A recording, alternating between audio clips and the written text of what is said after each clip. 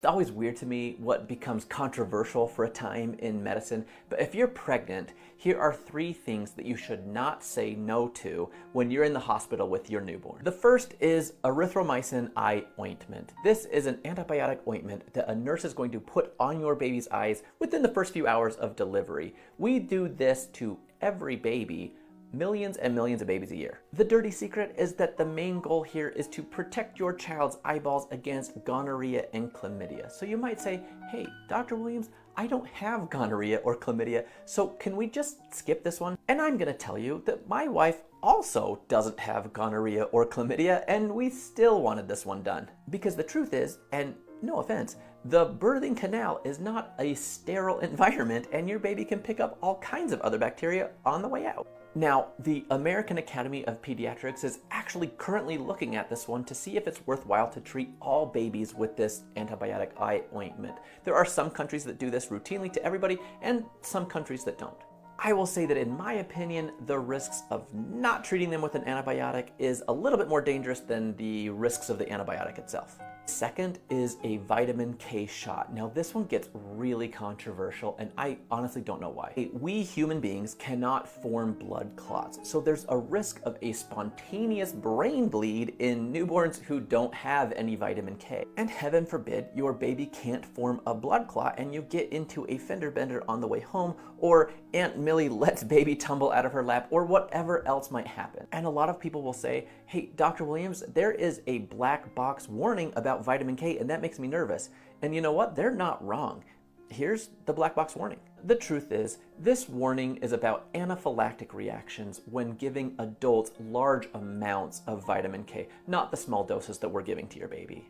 And studies about oral vitamin K are mixed at best. Swallowing vitamin K will help your child a little bit, give them some clotting factors, but nowhere near as much as the injected version for a lot of reasons we're not going to get into here.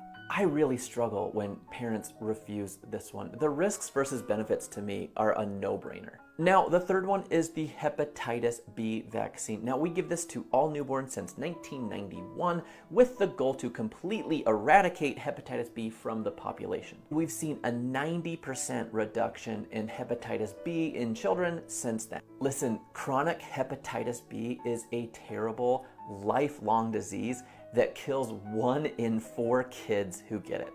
I'll be honest with you, the risk of your child getting hepatitis B if mom does not have hepatitis B is super low, like low. And for that reason, some parents reach a pretty logical conclusion that they'll just wait until their child is a little bit older and at greater risk of contracting hepatitis B from blood, saliva, or other body fluids. That last clip took me 8 times to get out correctly without mumbling or stumbling on my words. Count them 8 times.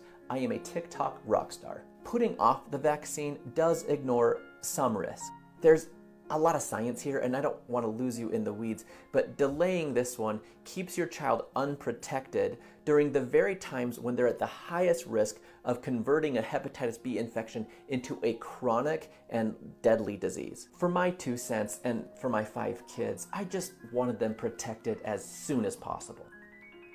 And I get it. We ask a lot of new parents right away in the hospital. Your baby goes through heel pokes for metabolic screenings, they go through hearing testing, they go through congenital heart disease screening, they get tested for bilirubin, the eye ointment, the vitamin K, the hepatitis B vaccine, and that's all just in healthy babies. And I think you'd be a monster to not be just a little bit worried about all of these interventions. We're not dummies, and we want what's best for your baby. These are standardized for a reason. Infants and babies are healthier today than they've ever been. I'd be curious what you're most nervous about for your delivery and hospital stay, so leave me a comment below. And in the meantime, make sure you're following TikTok Kid Doc if what you're looking for is evidence-based, helpful pediatric content to help you raise healthy children.